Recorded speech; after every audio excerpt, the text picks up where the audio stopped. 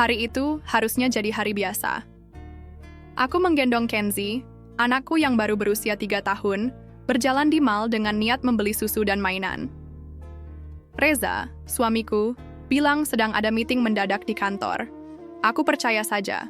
Selama ini dia memang tipe suami yang sibuk kerja, pulang larut, tapi tak pernah menunjukkan tanda-tanda mencurigakan, sampai aku melihat mereka. Di depan sebuah toko jam tangan mewah, Reza berdiri terlalu dekat dengan seorang perempuan. Wanita itu cantik, tingginya hampir sama dengan Reza, rambut panjang terurai, dan dandanannya kelewat niat untuk siang hari. Mereka tertawa. Reza menepuk pelan pipinya, lalu meraih tangannya. Bukan cuma menyentuh, mereka bergandengan. Waktu itu rasanya seperti ada yang meninju dadaku. Nafasku sesak, mataku langsung panas. Tapi aku tidak menangis. Aku berdiri terpaku beberapa detik, lalu dorongan emosiku mengalahkan logika. Aku jalan cepat. Tidak sempat mikir. Tidak sempat mikir Kenzie masih kugendong. Tidak sempat mikir ini tempat umum. "Hai!" seruku lantang. Reza kaget. Perempuan itu juga langsung berpaling. "Reza?" tanyaku dengan nada getir. "Kamu bilang ada meeting. Ini meetingnya?" Reza buru-buru melepaskan tangan si perempuan. "Tari, ini nggak seperti yang kamu pikir." Belum sempat dia menyelesaikan kalimatnya, aku langsung menurunkan Kenzie dari gendongan, lalu maju ke arah wanita itu. Jarakku tinggal sejengkal. Aku menatap wajahnya tanpa berkedip. "Kamu siapa?" tanyaku datar. Dia tersenyum miring. "Namaku Adele, teman lama Reza." "Teman lama gandengan tangan?"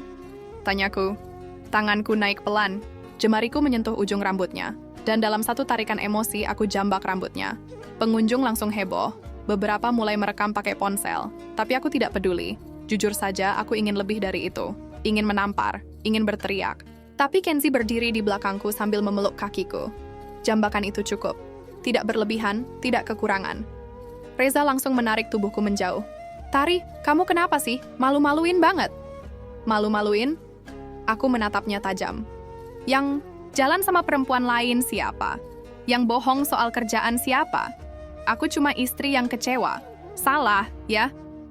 Adele merapikan rambutnya yang kusut. Wajahnya masih tenang. "Saya nggak tahu kalau dia masih menikah," katanya enteng. "Bagus," kataku, pendek. "Sekarang kamu tahu." Aku gendong lagi Kenzie. Tanpa menoleh, aku pergi. Tanganku gemetaran, keringat dingin membasahi punggung. Tapi aku tahu satu hal. Sejak hari itu, hidupku tidak akan pernah sama lagi.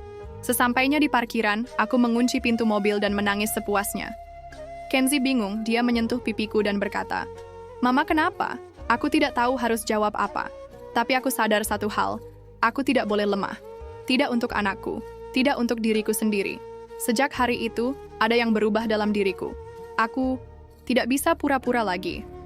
Rumah tanggaku retak. Kepercayaanku pada Reza hancur. Dan aku harus memilih, diam dan pura-pura tidak tahu, atau berdiri dan memperjuangkan harga diriku. Sampai malam Reza tidak pulang. Orang sudah kabar, dan sudah pesan aku tidak mencarinya, aku diam, karena untuk pertama kalinya, aku tidak lagi takut ditinggalkan. Yang aku takutkan justru jika aku terus bertahan dengan orang yang sudah berubah. Malam itu aku menatap bayangan, diriku di cermin, rambutku acak-acakan, mata sembab, wajah lelah. Tapi, ada sesuatu di sana yang baru. Ada versi diriku yang tidak pernah aku kenal sebelumnya. Versi yang siap melawan.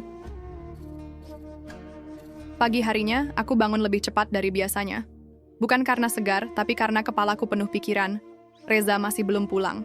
Di kasur ini, hanya ada aku dan Kenzie yang terlelap sambil memeluk boneka dinosaurus kecilnya.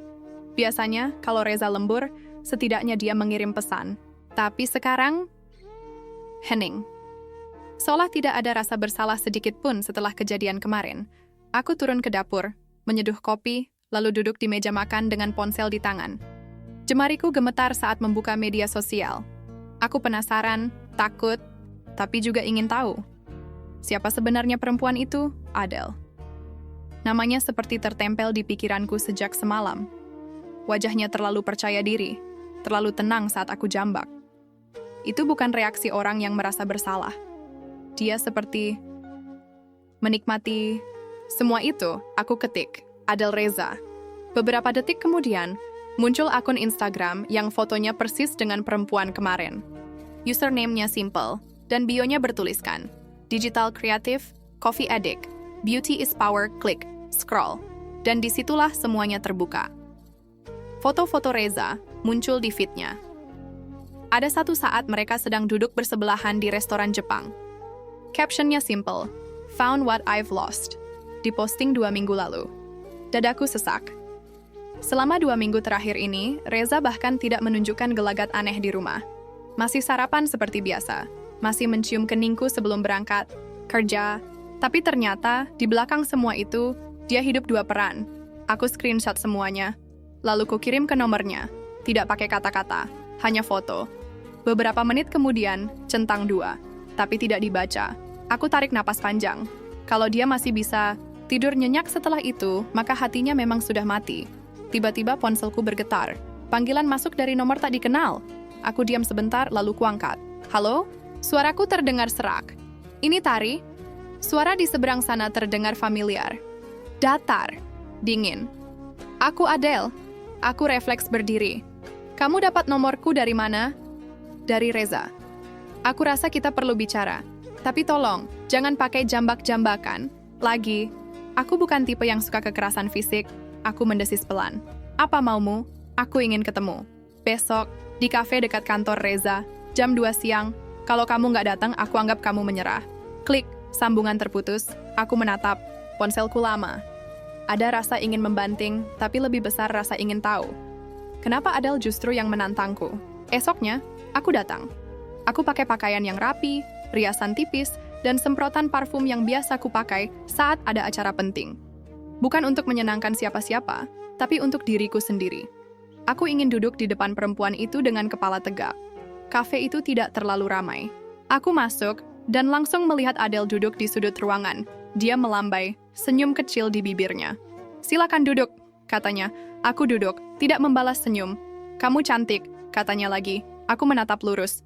Jangan basa-basi, ngomong aja langsung. Adele tertawa kecil.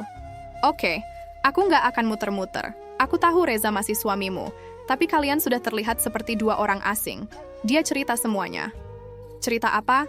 Aku menahan emosi. Katanya kamu istri yang terlalu fokus sama anak. Jarang berdandan. Jarang perhatian. Dan, maaf ya, katanya kamu membosankan. Kata-kata itu seperti lemparan batu ke mukaku. Tapi aku menahannya. Aku datang bukan buat mempertahankan pernikahan kami di depan kamu, kataku pelan. Aku datang karena ingin lihat langsung sejauh apa kamu tega menyakiti sesama perempuan. Adele mengangkat alis. Reza milih aku karena dia nyaman. Aku nggak maksa. Aku cuma muncul lagi dan dia yang datang duluan. Aku berdiri. Nikmati saja rasa nyamannya. Nanti juga kamu akan tahu. Rasa nyaman yang dibangun di atas kebohongan biasanya cepat hancur. Sebelum pergi, aku menatapnya sekali lagi. Wajahnya masih tenang. Tapi aku yakin, dia tidak mengira aku akan setenang ini. Dalam hati aku berjanji, ini belum selesai. Ini baru permulaan. Sudah 3 hari Reza tidak pulang. Tidak ada telepon, tidak ada pesan, tidak ada penjelasan. Bahkan orang tuanya pun tidak tahu dia di mana. Aku tidak repot-repot mencarinya. Yang kupikirkan sekarang cuma satu. Bagaimana melanjutkan hidup tanpa bergantung pada laki-laki yang bahkan tidak bisa menjaga komitmen. Kenzi mulai bertanya, Mama, ayah kemana? Aku menjawab pendek, Ayah kerja, sayang. Jawaban itu mungkin akan cukup untuk sementara. Tapi aku tahu, cepat atau lambat, anak sekecil Kenzi pun akan menyadari ada yang tidak beres. Aku membereskan rumah seperti biasa, mencuci, memasak, membereskan mainan yang berserakan. Tapi kali ini, semuanya terasa hampa. Rumah ini tadinya tempat pulang, tempat aman. Sekarang jadi tempat penuh tanda tanya. Sore harinya, aku duduk sendirian di ruang tamu, menatap dinding kosong. Di atas rak ada figura foto pernikahan kami. Aku ambil, kutatap lama. Aku ingat hari itu. Aku percaya Reza. Aku yakin dia akan jadi pasangan hidupku sampai tua. Kupeluk foto itu sebentar, lalu kusimpan di dalam laci. Bukan dibuang. Tapi aku tidak lagi ingin melihatnya terpajang di tempat utama. Malamnya, aku buka laptop. Aku menulis daftar pengeluaran bulanan, sisa tabungan, dan perkiraan kebutuhan ke depan. Sejak awal menikah, aku dan Reza selalu sepakat soal keuangan. Dia pegang gaji utama, aku mengatur kebutuhan rumah. Tapi sekarang, aku tidak tahu apakah bulan depan dia masih akan transfer atau tidak. Kupikir-pikir, selama ini aku terlalu bergantung. Aku pernah kerja dulu, sebelum menikah. Tapi setelah Kenzie lahir, aku berhenti total dan fokus jadi ibu rumah tangga. Reza memintaku begitu. Biar aku aja yang kerja, kamu jaga rumah dan anak, katanya. Waktu itu aku percaya itu bentuk tanggung jawab. Tapi sekarang, aku sadar, itu juga bisa jadi jebakan. Aku mulai mencari lowongan kerja. Apapun. Admin, penjaga toko, bahkan asisten freelance. Aku butuh penghasilan sendiri. Bukan cuma untuk bertahan, tapi untuk bangkit. Pagi berikutnya, Reza pulang. Aku dengar suara pintu depan dibuka pelan-pelan, seperti pencuri. Aku duduk di meja makan, tidak berniat menyambut. Dia masuk, membawa tas kantor. Wajahnya kusut, mata sayu. Dia berdiri di ambang pintu ruang makan, melihatku dengan ragu. Tari, aku tidak menjawab, hanya memandangi wajahnya. Aku bisa jelasin semuanya, katanya pelan. Aku nggak butuh penjelasan, jawabku. Aku butuh keputusan. Kamu suami atau bukan? Reza duduk, menghela napas panjang. Aku bingung, Tar. Aku nggak bilang aku... benar, tapi aku juga lagi kosong. Lagi kosong? Ulangku. Dan kamu isi kekosongan itu dengan Adele? Dia menunduk. Aku salah. Bukan cuma salah, potongku. Kamu mengkhianati rumah ini. Aku, anakmu, dan semua yang udah kita bangun. Aku nggak cinta sama dia, Tar. Aku cuma... ya, nyaman. Kamu berubah. Kita berubah. Aku berdiri. Semua orang berubah. Tapi kalau tiap kali pasangan berubah, kamu cari pelarian, terus gunanya nikah buat apa? Reza terdiam. Mungkin dia kehabisan alasan. Atau mungkin karena semua alasannya memang lemah, aku tidak menangis. Tidak marah. Aku hanya lelah. Aku bakal tidur di ruang tamu malam ini, katanya. Silakan, jawabku datar. Malam itu aku tidak tidur. Aku duduk di tempat tidur memeluk Kenzie yang terlelap di sampingku dan memikirkan semuanya. Bukan cuma soal perselingkuhan, tapi tentang masa depan. Aku sadar satu hal, rumah bukan soal dinding dan atap, tapi soal rasa aman. Dan rasa aman itu sudah hilang. Sudah dicuri oleh kehadiran Adele dan pengkhianatan Reza. Dan untuk pertama kalinya dalam hidupku, aku mulai merancang hidup yang tidak lagi bergantung pada siapapun. Pagi ini, Reza duduk di meja makan sambil menatap piring kosong. Tangannya menggenggam cangkir kopi yang dari tadi tak disentuh. Aku menyiapkan sarapan seperti biasa, nasi goreng dan telur dadar. Tapi tidak ada percakapan. Tidak ada pagi sayang. Tidak ada senyum. Hanya hening yang menggantung seperti kabut tebal. Kenzie duduk di sampingku, menyuap sendiri makanannya. Bocah itu memang belum paham sepenuhnya apa yang terjadi, tapi dia cukup pintar untuk merasakan perubahan suasana. Papa kenapa diem terus? Tanya Kenzie polos sambil mengunyah. Reza tersenyum canggung. Papa capek, nak. Aku tidak menanggapi. Selesai makan, aku bangkit dan membereskan piring. Reza masih duduk di tempatnya, seperti patung, seperti orang yang kehilangan arah. Setelah Kenzie berangkat sekolah diantar ojek langganan, Reza memanggilku pelan. Tari, bisa kita ngobrol sebentar? Aku duduk di sofa, menghadapnya tanpa ekspresi. Ngobrol soal apa? Soal kita. Rumah tangga kita. Aku diam. Menunggu. Reza mengusap wajahnya. Aku salah. Aku tahu itu. Tapi aku juga nggak siap kehilangan kamu. Reza, suaraku datar. Kamu bukan anak kecil. Kamu sudah buat pilihan. Kamu jalan sama Adele, kamu bohong sama aku. Kamu menghilang 3 hari. Semua itu bukan ketidaksengajaan. Itu keputusan sadar. Dia mengangguk pelan. Aku ngerti. Tapi... bisakah kita mulai lagi? Aku tertawa kecil. Mulai lagi dari mana? Dari mana, Reza? Dari kamu pura-pura kerja padahal jalan sama pelakor? Dia menunduk. Aku janji putus kontak sama Adele. Aku bakal buktiin. Aku menatapnya lama. Kenapa kamu selingkuh? Dia terdiam. Karena kamu kesepian? Bosan? Atau karena kamu pikir aku nggak akan pernah berani ninggalin kamu? Pertanyaan itu seperti tamparan. Dia mengangkat wajahnya perlahan, tapi tidak menjawab. Aku nggak butuh janji, Reza, lanjutku. Aku butuh bukti kamu mau berubah. Bukan cuma soal Adele, tapi soal sikap kamu sebagai suami, sebagai ayah. Kalau kamu masih mau hidup bareng aku, kamu harus mulai dari nol. Dan jangan pikir aku akan diam saja kalau kamu ulangi lagi.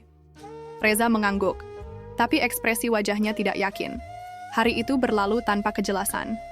Kami beraktivitas seperti biasa, tapi semuanya terasa pura-pura. Aku tetap melayani secukupnya. Menyediakan makanan, mencuci baju, menata rumah, tapi tidak lebih dari itu. Aku menarik batas. Malamnya aku membuka akun email dan mengirim lamaran ke beberapa lowongan kerja. Aku tahu ini saatnya aku bangkit. Bukan sekadar karena Reza pernah selingkuh, tapi karena aku sadar. Aku harus bisa berdiri sendiri. 2 hari kemudian, aku mendapat panggilan wawancara dari sebuah perusahaan retail fashion. Posisi sebagai staf admin, tidak besar, tapi cukup untuk langkah pertama. Saat aku bersiap-siap ke sana, Reza melihatku mengenakan blazer dan celana bahan. "Kamu mau kemana?" "Interview kerja." Dia tampak kaget. "Kerja? Kamu serius?" Apa aku kelihatan bercanda? Tapi siapa yang jaga? Rumah, Kenzie? Reza, aku bukan pembantu rumah tangga. Aku ibunya Kenzie, dan aku istrimu, bukan orang suruhanmu. Dia tertunduk. Aku melangkah keluar rumah dengan kepala tegak. Di jalan, aku merasa seperti orang yang baru keluar dari penjara. Udara terasa lebih ringan, langkah kakiku lebih mantap. Di ruang tunggu kantor, aku duduk di samping beberapa pelamar lain. Wajah-wajah muda dengan CV rapi. Aku merasa sedikit minder, tapi aku tidak mundur. Aku tahu ini bukan soal siapa paling hebat, tapi siapa yang paling mau berjuang. Saat namaku dipanggil dan aku masuk ke ruangan wawancara, aku sadar satu hal. Selama ini aku sibuk mempertahankan rumah tangga yang sudah lapuk. Tapi sekarang, aku memilih untuk memperjuangkan diriku sendiri, dan itu langkah paling waras yang pernah kulakukan. Panggilan kerja itu kuterima 3 hari setelah wawancara. Gajinya memang tidak besar, tapi cukup untuk membuatku merasa berharga sebagai individu. Jadwal kerjanya Senin sampai Jumat, jam 9 pagi sampai 5 sore. Aku segera mencari daycare untuk Kenzie, dan alhamdulillah, kutemukan tempat yang bersih, aman, dan tidak terlalu jauh dari rumah. Saat aku memberitahu Reza bahwa aku diterima kerja, reaksinya mengejutkanku. "Kamu serius mau kerja terus?" Aku menoleh, menatap wajahnya yang terlihat ragu. "Iya, tentu saja. Ada yang salah?" Reza menghela napas. "Aku cuman gak nyangka kamu bakal secepat itu memutuskan semuanya. Bukannya lebih baik kita fokus benahi rumah tangga dulu?" Aku tersenyum, miring. Yang rusak rumah tangganya siapa? Yang harus fokus berbenah siapa? Kamu selingkuh, kamu pergi 3 hari, kamu pulang bawa masalah, dan sekarang kamu minta aku diam di rumah supaya kamu tenang? Dia menunduk. "Aku nggak butuh suami yang cuma mau istri tunduk tanpa suara," lanjutku. "Aku butuh partner. Kalau kamu nggak sanggup jalan bareng, jangan halangi aku melangkah sendiri." Reza tidak membalas. Tapi malam itu, dia tidur lebih cepat, membelakangi aku seperti biasa. Hari-hari berikutnya, hidupku berubah. Aku bangun lebih pagi, menyiapkan sarapan, menyiapkan Kenzie, lalu berangkat kerja. Di kantor, aku sibuk belajar sistem baru, menghadapi deadline, mengejar laporan. Aku lelah, tapi aku bahagia. Untuk pertama kalinya dalam waktu lama, aku merasa berguna, bukan hanya sebagai istri atau ibu, tapi sebagai manusia. Di kantor, aku mengenal banyak orang baru. Salah satunya Mas Damar, supervisor di divisi keuangan, pria single, ramah, dan sopan. Tapi yang paling menarik darinya adalah caranya memperlakukan semua orang, adil dan profesional. Tidak genit, tidak sok akrab. Tapi kalau dia bicara, kamu merasa didengar. Awalnya aku hanya berinteraksi seputar pekerjaan. Tapi lama-lama, percakapan kami kadang melebar, tentang anak, hobi, bahkan tentang rasa lelah jadi orang dewasa. Pernah ngerasa capek banget tapi nggak bisa istirahat? Tanyanya saat kami duduk di pantry. "Setiap hari," jawabku sambil tersenyum. "Tapi kalau udah lihat anak tertawa, capeknya kayak ikut ketawa juga." Mas Damar tertawa. Itu quotes emak-emak yang luar biasa. Aku hanya tersenyum kecil. Tidak membalas. Hubungan kami tidak pernah lebih dari itu. Tapi kehadiran Mas Damar membuatku sadar. Aku masih bisa dihargai tanpa harus tunduk. Aku masih bisa bicara tanpa dihakimi. Aku masih bisa jadi diri sendiri, tanpa takut dianggap membosankan. Suatu malam, saat aku sedang mencuci piring, Reza datang menghampiri. Wajahnya serius. "Tari, aku mau ngomong sesuatu." Aku menoleh. "Apa?" "Aku udah putus kontak sama Adele. Aku bener-bener mau mulai lagi sama kamu. Aku udah kasih tahu dia semuanya. Bahkan aku ganti nomor." Aku terdiam. Mendengar nama Adele saja sudah cukup untuk membuat perutku mual. "Aku tahu aku belum pantas dipercaya lagi," lanjutnya. "Tapi aku mohon, jangan tutup semua pintu. Aku mau berubah." Aku menatapnya lama. mencoba mencari ketulusan di balik kata-katanya. Kalau kamu serius, kataku pelan, maka kamu juga harus bisa terima kalau aku sekarang bukan istri yang diam saja. Aku kerja, aku mandiri, aku capek juga. Kalau kamu mau kembali, kamu harus ikut belajar menghargai. Dia mengangguk. Aku akan coba. Malam itu kami makan malam bersama. Tidak bicara banyak, tapi ada semacam ketegangan yang berbeda. Bukan karena marah, tapi karena proses. Kami bukan lagi pasangan yang memeluk hangat tanpa beban. Kami sedang mencoba merangkai ulang sesuatu yang pernah pecah. Tapi jauh di lubuk hati, aku masih menyimpan pertanyaan, apakah aku benar-benar ingin mempertahankan ini? Atau aku hanya belum siap melepaskan? Di balik semua upaya Reza, aku tahu luka itu belum sembuh. Dan aku mulai sadar, kebahagiaanku mungkin tidak ada di masa lalu yang dipaksakan pulih. Mungkin, ia ada di langkah-langkah baru yang sedang kutapaki. Sendiri, hari itu Sabtu. Aku baru saja pulang dari pasar ketika suara notifikasi WhatsApp berbunyi di ponselku. Pesan dari nomor tak dikenal. Hai Mbak Tari, saya cuma mau bilang satu hal. Reza nggak sebaik yang Mbak pikir. Aku diam sejenak, mencoba menenangkan detak jantungku yang tiba-tiba berpacu cepat. Aku balas pesan itu. Kamu siapa? Jawabannya muncul dalam hitungan detik. Saya Adele. Jangan pura-pura nggak tahu. Saya cuma mau kasih tahu, Reza masih sering chat saya diam-diam. Jangan percaya dia sepenuhnya. Tanganku gemetar. Tapi kali ini aku tidak ingin bereaksi gegabah. Aku ambil tangkapan layar percakapan itu. Lalu aku tenang, minum air putih, dan duduk di ruang tamu. Reza baru pulang sekitar pukul 11. Aku tunggu dia ganti baju dan duduk di sofa sebelum aku buka suara. Reza, kamu masih chat Adele? Dia kaget. Dari mana kamu tahu? Jawab aja. Dia terdiam, lalu menghela napas panjang. Iya, tapi bukan seperti yang kamu pikir. Dia yang duluan hubungi aku. Dia ngancem mau datang ke rumah kalau aku nggak balas. Aku geleng-geleng kepala. Dan kamu pilih balas? Kenapa nggak blok aja?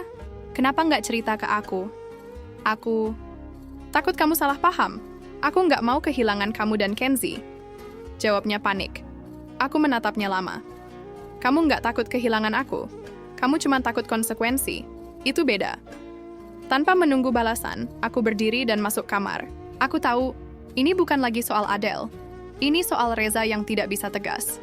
Tidak bisa melindungi rumah tangganya. Tidak bisa membuktikan bahwa dia layak diberi kesempatan kedua. Malamnya, aku diskusi dengan sahabatku, Rena, lewat telepon. Kami sudah bersahabat sejak kuliah. Aku tahu kamu berusaha kuat. Tapi kamu juga nggak harus pura-pura bahagia. Suara Rena di ujung sana menenangkan. Aku nggak pura-pura bahagia, Ren. Aku cuma belum tahu arah. Aku nggak mau anakku kehilangan ayah. Tapi aku juga nggak sanggup hidup dengan suami yang pengecut. Rena terdiam lalu berkata pelan. Kadang, yang paling baik buat anak adalah ibunya bahagia. Bukan ibunya bertahan demi rumah utuh, tapi hatinya hancur. Aku mengangguk sendiri. Kata-kata itu menamparku. Selama ini aku menimbang keputusan dengan alasan Kenzie. Tapi kenyataannya, aku hanya belum siap melepaskan rasa sakit yang tersamar di balik status istri. 2 hari kemudian, Adele benar-benar datang ke kantorku. Dia muncul begitu saja di lobi, memakai blus merah menyala dan sepatu hak tinggi, seperti sengaja tampil mencolok. Aku sedang makan siang di pantry ketika HRD memanggilku karena ada tamu yang mengaku mengenalku secara pribadi. Aku temui dia di kafe kecil depan gedung kantor. Aku cuma mau kamu tahu sesuatu, Mbak Tari, kata Adele sambil menyeruput kopinya. Dengan angkuh, Reza itu nggak pernah benar-benar lepas dari aku. Dia cuma nggak enak hati sama kamu. Aku menatap matanya tajam. Kamu datang ke sini cuma buat pamer? Atau kamu mau aku jambak rambutmu di depan umum? Adele tersenyum meremehkan. Kamu pikir kamu menang karena status istri? Sadar, Mbak. Reza sayang kamu cuma karena kasihan. Sama aku, dia punya gairah. Kalimat itu membuat tanganku gemetar. Tapi aku tetap tenang. Aku akan ambil tindakan. Jangan pernah muncul lagi di dekat hidupku. Kalau kamu ganggu aku lagi, aku laporkan kamu ke HR kantor Reza dan buat laporan polisi atas dasar pelecehan dalam rumah tangga. Adele tertawa kecil. Silakan. Aku justru mau tahu siapa yang bakal dipermalukan kalau aib ini terbongkar. Aku berdiri. Kalau memang terbongkar, kamu kira aku yang malu? Justru Reza yang akan kehilangan semuanya. Kariernya, reputasinya, dan hak asuh anak. Karena aku sudah simpan semua buktinya. Aku tinggalkan dia tanpa menoleh ke belakang. Hari itu, aku putuskan satu hal. Reza tidak akan bisa berubah kalau lingkarannya tidak berubah. Dan aku tidak bisa terus jadi istri yang menunggu keajaiban. Jika aku harus jadi wanita yang berdiri sendiri, aku siap. Minggu pagi, udara kota masih segar ketika aku duduk di meja dapur sendirian. Secangkir kopi sudah dingin sejak tadi. Kenzie sedang bermain balok kayu di ruang tengah. Suaranya sesekali terdengar menggumamkan lagu dari acara TV favoritnya. Reza, belum pulang sejak semalam. Katanya ada urusan kerja mendadak. Tapi kali ini aku tidak menelpon, tidak bertanya, tidak mencemaskan. Aku sudah cukup kenyang dengan jawaban-jawaban kosong. Dan keheningan lebih jujur daripada janji manis yang terus berulang. Teleponku berdering. Nama yang muncul, Budita, HR dari kantor Reza. Aku sempat berpikir itu salah sambung, tapi suara perempuan di ujung sana terdengar serius. Maaf Bu Tari, kami ingin mengonfirmasi saja. Tadi pagi, ada keributan kecil di parkiran kantor. Seorang wanita mengaku istri Pak Reza dan membuat kegaduhan. Aku menarik napas panjang. Saya istri sah Pak Reza. Tapi saya tidak ke kantor pagi ini. Wanita itu pasti pelakornya. Ada jeda di seberang. Baik Bu, kami hanya memastikan, karena ini menyangkut nama baik perusahaan. Kami akan menindaklanjuti secara internal. Terima kasih klarifikasinya. Setelah telepon itu, aku hanya bisa duduk terdiam. Hatiku tidak sedih, aneh tapi rasanya sudah tidak ada sisa air mata untuk hal seperti ini. Yang tersisa hanya satu hal, kejijikan. Kepada Reza, kepada Adele, kepada permainan pura-pura yang mereka bangun di belakangku. Reza pulang sore harinya, dengan wajah lelah dan raut panik yang terlalu terlambat untuk menyelamatkan apapun. Aku bisa jelasin, Tari. Aku menatapnya, lalu berdiri dan meletakkan map biru di atas meja. Aku sudah siapkan semua bukti. Tangkapan layar chat, rekaman suara Adele di kafe kemarin, dan laporan dari HR kantormu. Termasuk rekaman CCTV parkiran yang aku minta langsung dari kantor pusat. Dia terdiam. Matanya mulai berkaca-kaca. Aku nggak akan bikin drama lagi, Reza. Aku capek. Sekarang kita duduk sebagai dua orang dewasa. Dan aku mau bilang, aku mau pisah. Reza mendekat, mencoba menyentuh tanganku. Tapi aku menghindar. Tari, please. Jangan ambil keputusan pas lagi emosi. Aku nggak emosi. Justru sekarang aku tenang. Dan karena itu, aku tahu, ini saatnya aku berhenti jadi wanita yang terus disakiti dengan alasan cinta. Dia terduduk di kursi, menutup wajah dengan kedua tangannya. Aku yang bodoh.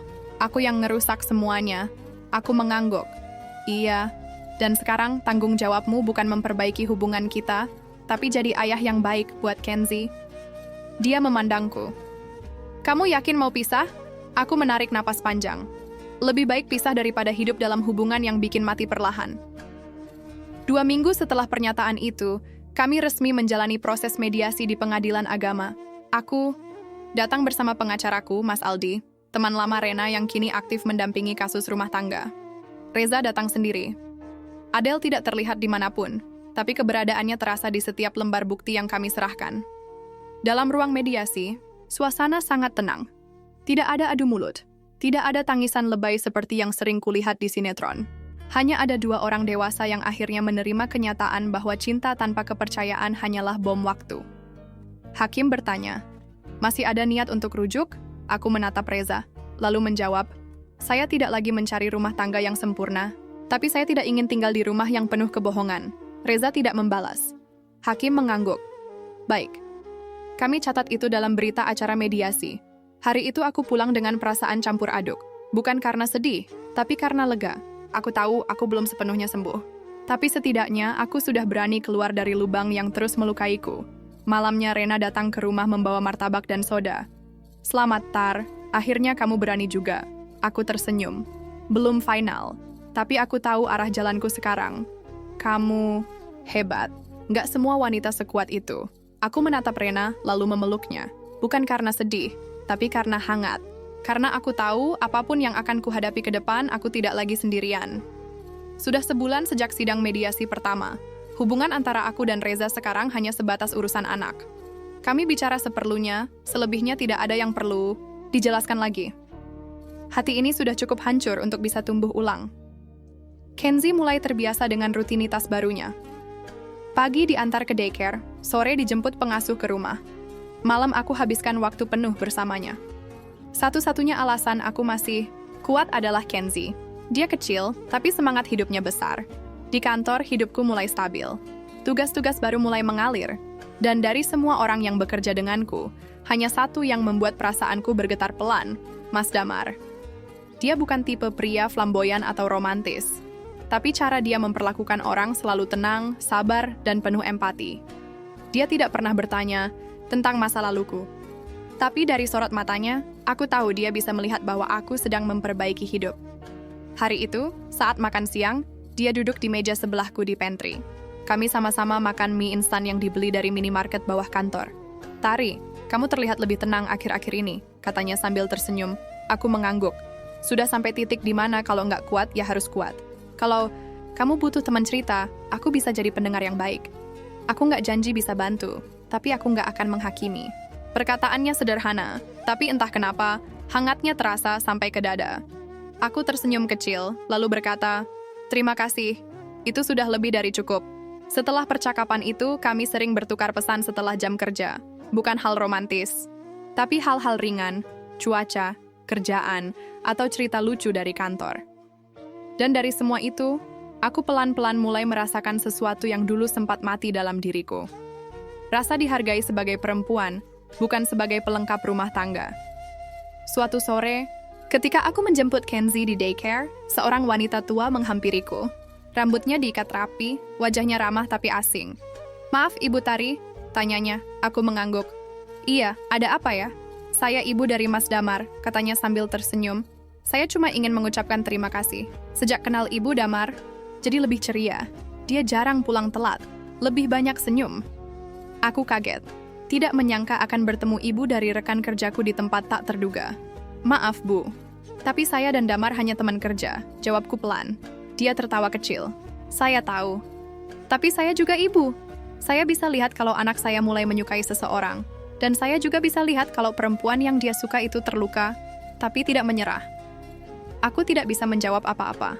Ingin sekali menjelaskan bahwa aku belum siap membuka hati. Tapi kata-kata ibu itu terlalu tulus untuk disangkal.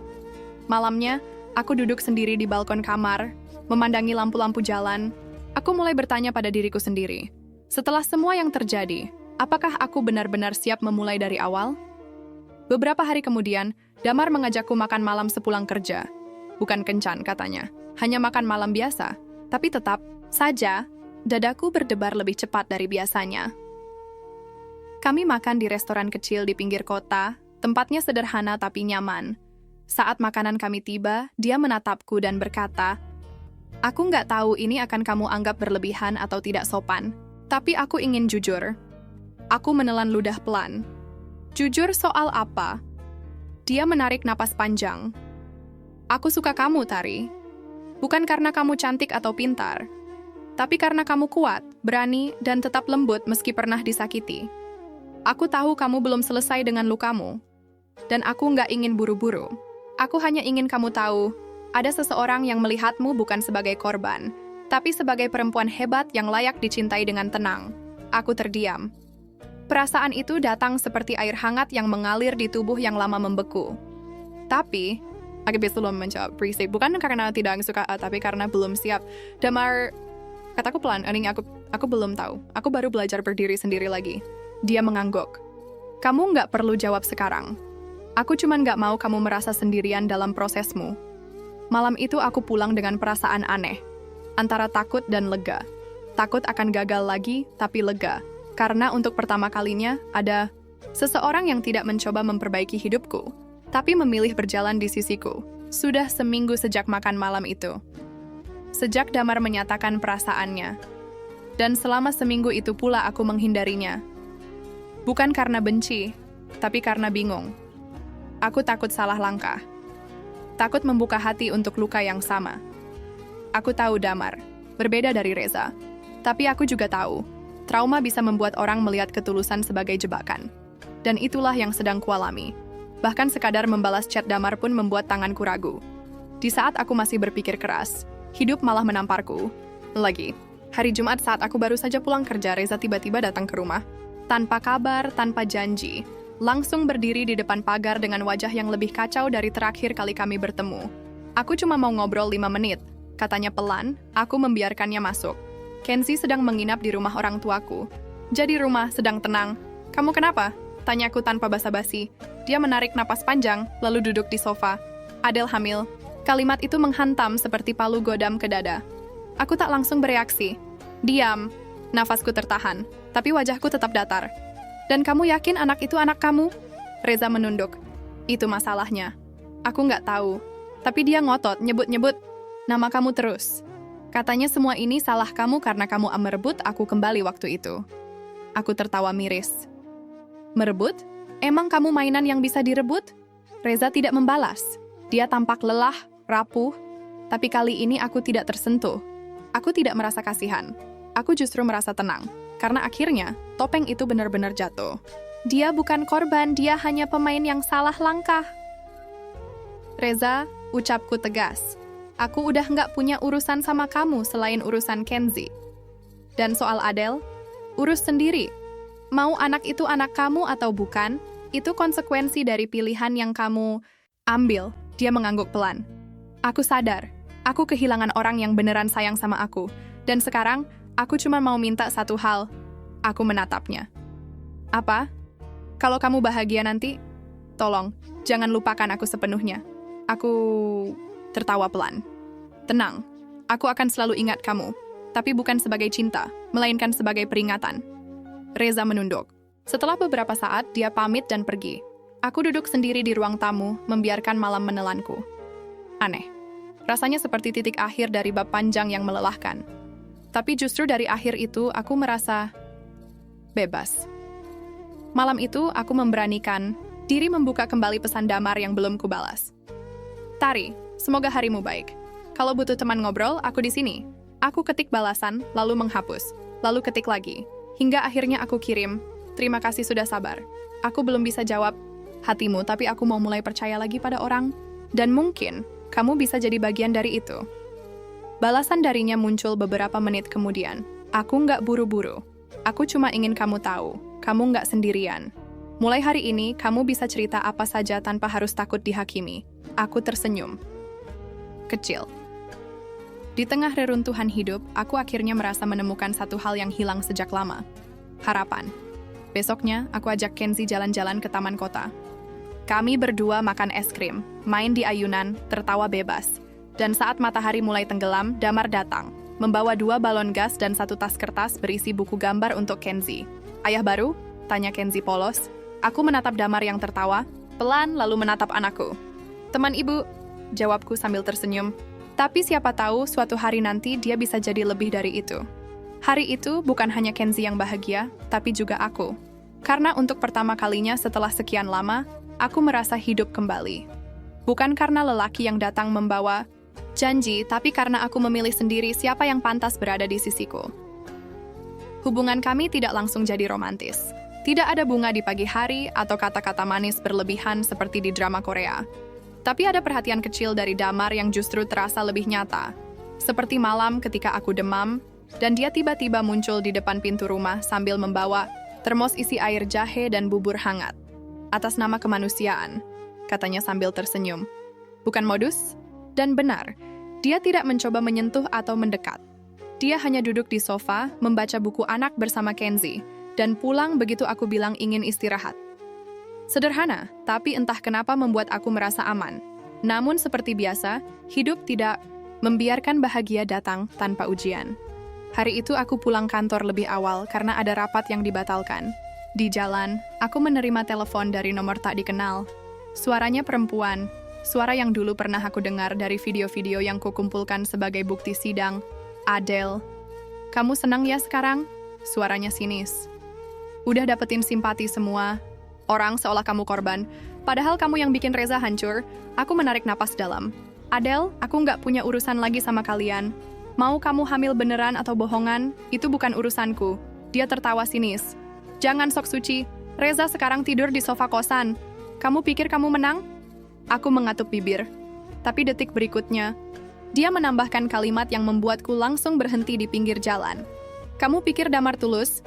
Dia mantan suami sahabatku. Kamu tahu kenapa mereka cerai? Karena dia pernah selingkuh juga. Hati-hati, Tari. Bisa jadi kamu cuma babak baru dari drama lama. Klik. Telepon ditutup. Aku terduduk di jok motor, berusaha mencerna semuanya. Kata-kata itu seperti peluru, tak mengenai langsung, tapi meninggalkan luka dalam yang tidak terlihat. Malamnya, aku duduk sendiri di dapur, membuka-buka kembali semua chat dan kenangan yang pernah ada bersama Damar. Aku mulai ragu. Apakah benar aku hanya sedang mencari pengganti? Reza? Apakah aku hanya terjebak dalam rasa nyaman? Damar mengirim pesan. Besok kamu ada waktu? Aku ingin ajak kamu dan Kenzi ke pameran seni. Ada lukisan anak-anak yang lucu-lucu. Pasti Kenzi suka. Aku tak langsung membalas. Tapi keesokan harinya, aku datang. Bukan karena ingin kencan, tapi karena ingin tahu apakah semua ini hanya perasaan yang kubuat-buat atau memang ada sesuatu yang nyata. Pameran itu ramai, tapi hangat. Damar membawa. Kenzi melihat satu persatu lukisan. Di tengah keramaian dia menatapku dan berkata, ada sesuatu yang harus aku bilang. Aku menegang. Aku pernah menikah. Dan ya, aku bercerai karena aku selingkuh. Bukan pembelaan, tapi itu hal terbodoh dalam hidupku. Aku nggak mau menyalahkan siapa-siapa. Dan aku nggak pernah bangga cerita ini. Dia melanjutkan dengan nada lirih. Tapi sejak gagal itu aku belajar. Aku berubah. Bukan karena ingin balikan sama mantan, tapi karena aku nggak mau gagal lagi. Saat aku lihat kamu, aku tahu kamu perempuan yang butuh tenang, dan aku ingin belajar jadi laki-laki yang pantas buat itu. Aku menatapnya lama. Tidak ada pembenaran, tidak ada air mata, hanya kejujuran. Dan untuk alasan yang sulit dijelaskan, aku percaya. Makasih sudah jujur, kataku akhirnya. Aku nggak cari orang sempurna. Aku cari orang yang tahu dirinya pernah salah, tapi nggak ulangi kesalahan yang sama. Damar mengangguk. Di belakang, Kenzi tertawa saat melihat lukisan kucing abstrak. Untuk pertama kalinya, aku merasa tidak perlu memilih antara masa lalu dan masa depan. Aku hanya perlu membuka pintu yang tepat, tanpa terburu-buru, tanpa menoleh ke belakang. Dan pintu itu perlahan mulai terbuka sendiri, dengan hati yang lebih tenang. Aku pikir semua sudah mulai membaik. Hubunganku dengan Damar berjalan pelan tapi jelas. Kenzi pun tampak nyaman setiap kali Damar datang. Hidupku yang dulu penuh kekacauan mulai terasa seperti punya arah. Tapi rupanya, semesta belum selesai menguji. Sore itu, ketika aku baru pulang kerja dan sedang duduk di ruang tamu sambil menemani Kenzi menggambar, suara klakson terdengar dari depan pagar. Aku intip lewat jendela, dan mataku membelalak, Reza. Lagi. Kali ini tidak sendiri. Di belakangnya berdiri Adel, dengan perut yang mulai membuncit, wajah tegang, dan sorot mata yang tajam seperti pisau. Aku keluar. Kenzi tetap di dalam.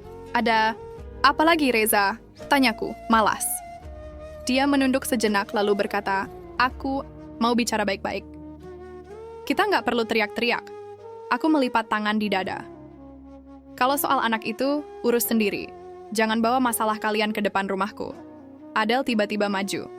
Kamu pikir kamu paling suci, ya? Setelah hancurin hidup kami, kamu hidup santai kayak nggak salah apa-apa. Aku menahan diri untuk tidak tertawa. Tapi akhirnya tak kucegah juga. Hancurin hidup kalian? Astaga, Adel. Kamu itu pelakor. Aku istri sah waktu kamu tidur sama suamiku. Mau aku tunjukin fotonya lagi? Wajahnya memerah. Reza buru-buru menengahi. Tari, maaf. Aku tahu aku salah. Tapi sekarang aku cuma minta satu hal. Tolong batalkan gugatan cerai. Aku mau memperbaiki semuanya. Aku terdiam. Untuk sesaat, hatiku terguncang. Bukan karena aku ingin kembali, tapi karena betapa tidaknya tahu malu orang ini. Reza, kamu pikir hidup ini kayak tombol undo di komputer? Aku nyesel, Tari. Aku lihat kamu sekarang lebih bahagia. Lebih tenang, aku sadar. Kamu yang sebenarnya aku cari selama ini. Aku melangkah lebih dekat, menatap matanya tajam.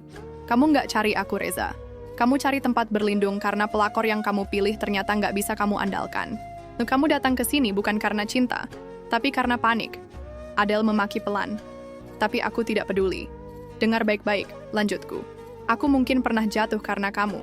Tapi hari ini, aku bukan perempuan yang sama. Aku nggak butuh kamu lagi. Aku nggak cinta kamu lagi. Reza tertunduk. Adel menarik tangannya, lalu mereka pergi dengan wajah penuh kekalahan. Tapi aku tahu, mereka akan kembali. Karena orang seperti mereka tak pernah benar-benar pergi. Malam itu, Damar datang membawakan makanan.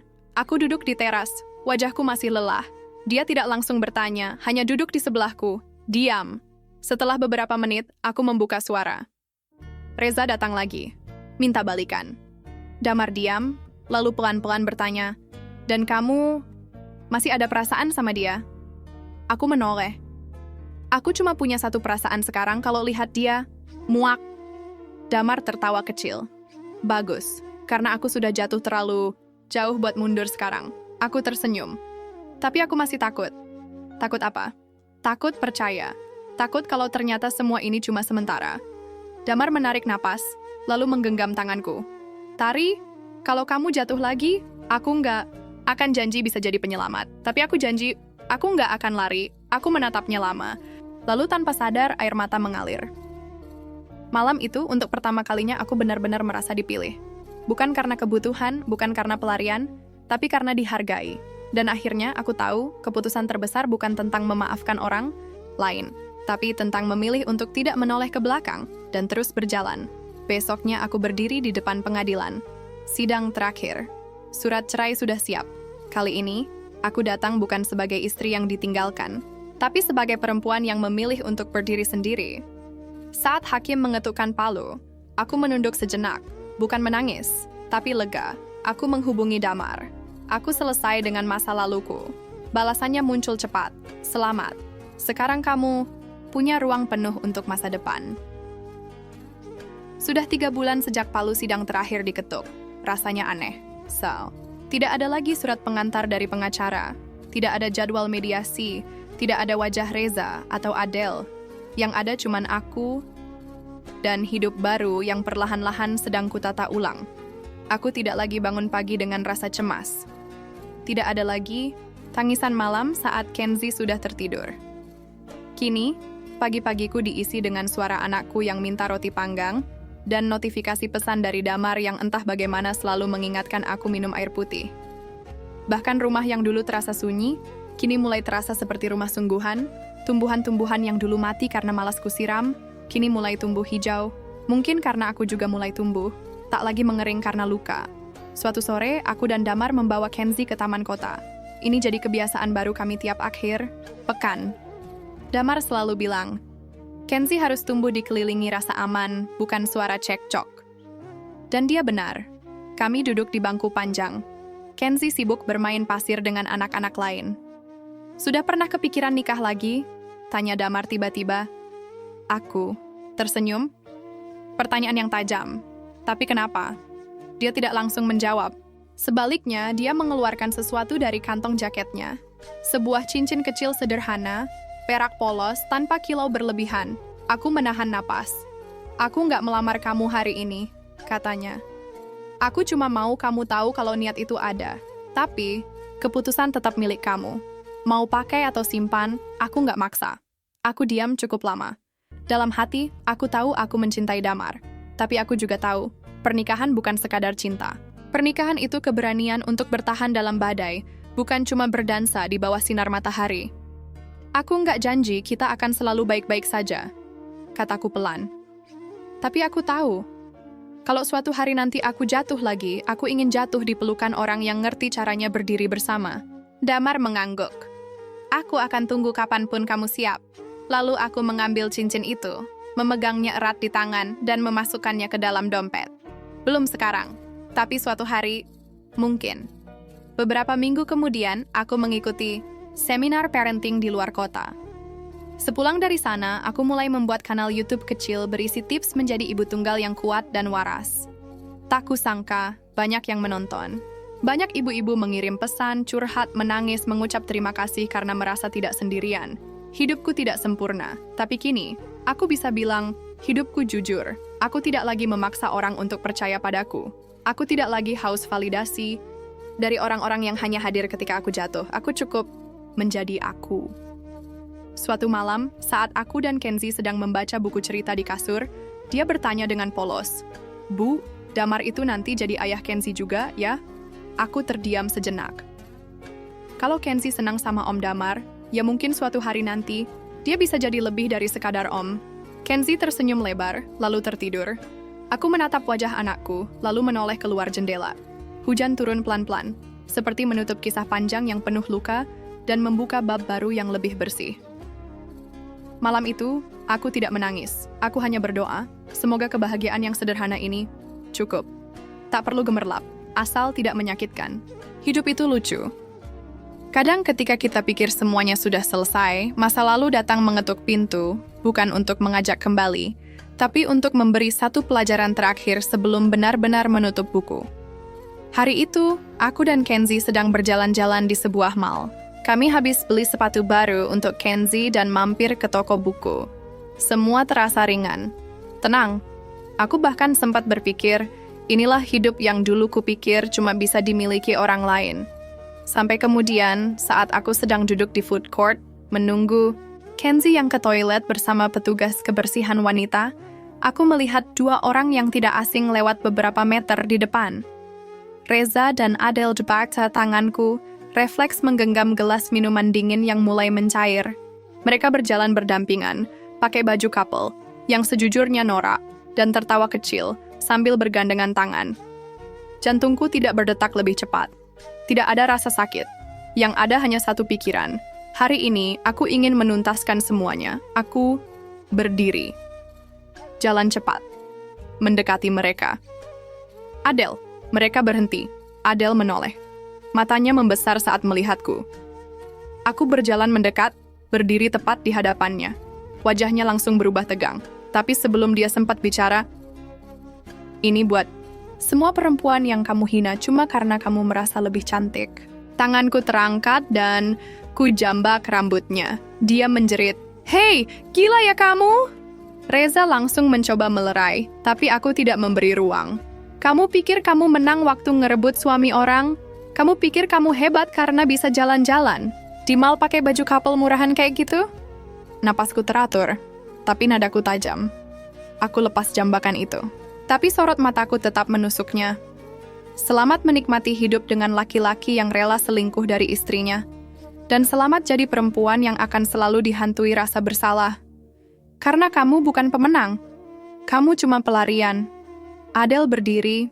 Mayau diam. War. Reza menunduk, wajahnya tak bisa menatapku. Dan Reza, aku menoleh padanya.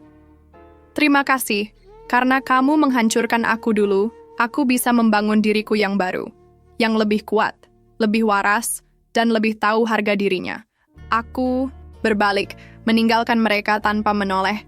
Rambut Adel yang kusibak masih terlihat berantakan dari pantulan kaca toko. Tapi itu bukan soal rambut. Itu tentang luka yang kutinggalkan di harga dirinya, luka yang mungkin tak akan pernah sembuh. Sore itu, aku, Damar, dan Kenzie duduk di taman.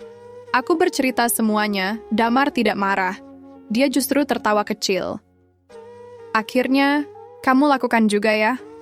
Aku tersenyum. Entah kenapa, rasanya lega. Dia menggenggam tanganku. Aku nggak butuh kamu sempurna, Tari. Tapi selama kamu tahu caranya memperjuangkan dirimu sendiri, aku akan terus ada di sampingmu. Aku menatap wajahnya, lalu melihat Kenzie tertawa saat mengejar kupu-kupu. Dan saat itu juga aku tahu, aku tidak butuh pengakuan siapapun. Tidak dari Reza, tidak dari orang-orang yang dulu menertawakanku. Aku tidak hidup untuk mereka. Aku hidup untuk diriku sendiri, untuk anakku, dan untuk bahagia yang aku pilih sendiri. Aku pernah dijatuhkan, dihina, ditinggalkan, tapi aku juga pernah bangkit, berdiri, dan mencintai lagi. Dan kali ini bukan karena aku lemah, tapi karena aku berani.